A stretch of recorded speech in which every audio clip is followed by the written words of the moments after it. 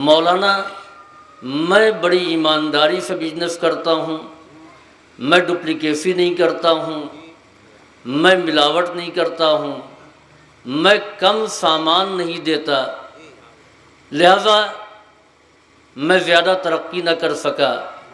تو اس کے معنی یہ ہے کہ یہ بیچارے ایماندار تھے، اس لیے گھاٹے میں انہوں نے بیمانی کی، اس لیے وہ ترقی کر گئے۔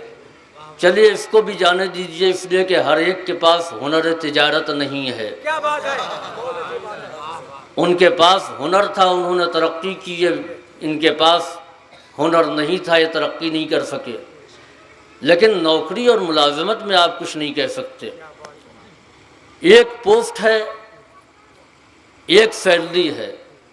ہم نے یہ دیکھا کہ 5 سال کے بعد ایک صاحب کہاں سے کہاں پہنچ گئے، پرانا مکان بھی جدید ہو گیا، جلال پور میں ہی نہیں بلکہ مختلف جگہوں پر، فیض آباد میں بھی اور جگہ بھی زمینیں لے لی۔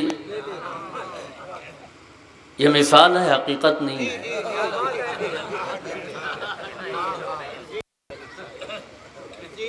کل تک پرانی بائک سے چلتے تھے، آج 4 ویلر کے مالک ہو گئے، بچے بھی اعلیٰ تعلیم حاصل کر رہے ہیں۔ دوسرے صاحب کو ہم نے دیکھا کہ زندگی کی جو روش پہلے تھی وہی آج بھی ہے، وہی پرانا اسکوٹر، وہی گھر کے پرانے در و دیوار۔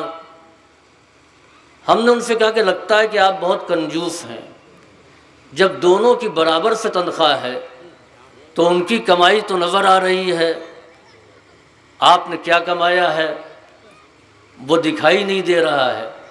جواب ملا، مولانا میں بڑی ایمانداری سے ملازمت کر رہا ہوں، میں رشوت نہیں لیتا، میں فائل کو نہیں دباتا، میں کمیشن خوری نہیں کرتا ہوں، صرف اپنی سیلری پر گزارا کرتا ہوں۔ تو نتیجہ یہ نکلا کہ یہ بیچارے ایماندار تھے، اس لیے پیچھے رہ گئے، انہوں نے بے ایمانی کی، وہ آگے بڑھ گئے۔ ان سے پوچھا کہ آپ کی ماہانہ تنخواہ تو 50,000 ہے، لیکن ماشاءاللہ اس 5 سال کی ملازمت میں آپ نے 1 کروڑ خرچ کر ڈالا۔ کہ مولانا یہ اللہ کا فضل ہے، یعنی ہم نے بے ایمانی کا نام بھی فضل خدا رکھ دیا ہے، خدا کا فضل ہے۔ اچھا مزاج بھی ہمارا یہ بن گیا ہے، اگر کسی دن توقع سے زیادہ رقم مل گئی تو خدا بہت مہربان ہے، زیادہ دولت مل جانا اگر خدا کی مہربانی کی دلیل ہے تو خدا نمرود پر زیادہ مہربان تھا، شداد پر زیادہ مہربان تھا، قارون پر زیادہ مہربان تھا، فرعون پر زیادہ مہربان تھا۔ یاد رکھیں، نہ دولت کی فراوانی خدا کی مہربانی کی دلیل ہے، نہ آزمائشوں میں گھر جانا خدا کی ناراضگی کی دلیل ہے۔ خدا کبھی دولت دے کے آزماتا ہے، کبھی مصیبتوں میں گرفتار کر کے آزماتا ہے۔ صلوات بھیجیے بر محمد و آل محمد۔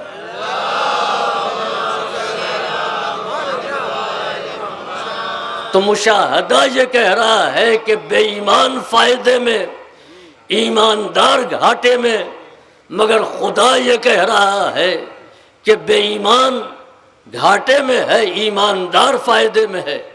ایک طرف دنیا والے، آج جن ممالک نے ترقی کی اور وہ ترقی یافتہ کہلاتے ہیں، وہ ایمانداری سے ترقی یافتہ نہیں کہلائے، انہوں نے دوسرے ملکوں کے قدرتی وسائل پر قبضہ کیا، بے ایمانی کی، اور تب وہ آگے بڑھے۔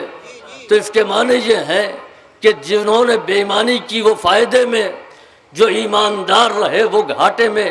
تو ایک طرف پوری دنیا کا اجماع ہے کہ بے ایمان فائدے میں، ایماندار گھاٹے میں، اور دوسری طرف اقلیت نہیں، وحدت کا اعلان ہے کہ ایماندار فائدے میں ہے، بے ایمان گھاٹے میں۔ اب درمیان میں بیچارہ مسلمان، وہ دنیا والوں کی مانے یا خدا کی مانے؟ اب مسلمان سے پوچھئے کہ قرآن کہہ رہا ہے، خدا یہ اعلان کر رہا ہے کہ بے ایمان گھاٹے میں ہے، ایماندار فائدے میں ہے، دنیا ہیں ایماندار گھاٹے، بے ایمان فائدے میں، تم کس کی مانو گے؟ تو سر جھکا کے کہے گا اب خدا کو مانا ہے تو اسی کی ماننا چاہیے۔ تو اب یہ اصول طے ہو گیا۔ اس مسئلے کو اور واضح کر دوں، ایک لاش پڑی ہوئی ہے، تن اور سر الگ الگ، آپ کسی سے پوچھئے، ہندو سے، مسلمان سے، سکھ سے، عیسائی سے، بدھسٹ سے، جینی سے، سب یہ کہیں گے کہ یہ مردہ ہے، لاش کو کوئی زندہ نہیں کہے گا۔ اب آئیے ایک میدان اور ہے، ہم نے یہودی سے پوچھا کہ یہ جو آدمی مردہ پڑا ہوا ہے، یہ لاش جو پڑی ہوئی ہے یہ زندہ ہے یا مردہ؟ وہ کہے گا مردہ۔ ہم نے عیسائی سے پوچھا یہ زندہ ہے یا مردہ؟ وہ جواب دے گا کہ مردہ ہے۔ ہم نے ایک ہندو سے پوچھا یہ زندہ ہے مردہ؟ وہ جواب دے گا کہ مردہ ہے۔ سکھ سے پوچھا زندہ ہے مردہ؟ وہ جواب دے گا مردہ ہے۔ اقوام عالم سے ہم سوال کرتے رہے، سب نے کہا یہ مردہ ہے۔ خدا کہتا ہے خبردار مردہ گمان بھی نہ کرنا، یہ زندہ ہے، راہ خدا میں رزق پاتے ہیں۔ تو اب یہ طے ہو گیا ایک مرد مسلمان کے نزدیک کہ جو دنیا والے کہیں اس کو نہ مانو، جو خدا کہے اس کو مانو، یعنی اجماع کو نہ مانو، خدا واحد کے اعلان کو مانو۔ اب دنیا کا اجماع کہہ رہا ہے کہ یہ امیر، خدا کہہ رہا ہے یہ امیر، دنیا والے کہہ رہے ہیں یہ حاکم، خدا کہہ رہا ہے یہ حاکم۔ تو مسلمان ہے تو خدا جو کہے گا وہی ماننا پڑے گا۔ بس یہی فرق ہے ہم میں اور عام مسلمانوں میں، ہم نے اس کو مانا جس کو خدا نے کہا، باقی اس کو مانا جس کو امت نے کہا۔ صلوات بھیجیے بر محمد و آل محمد۔ اور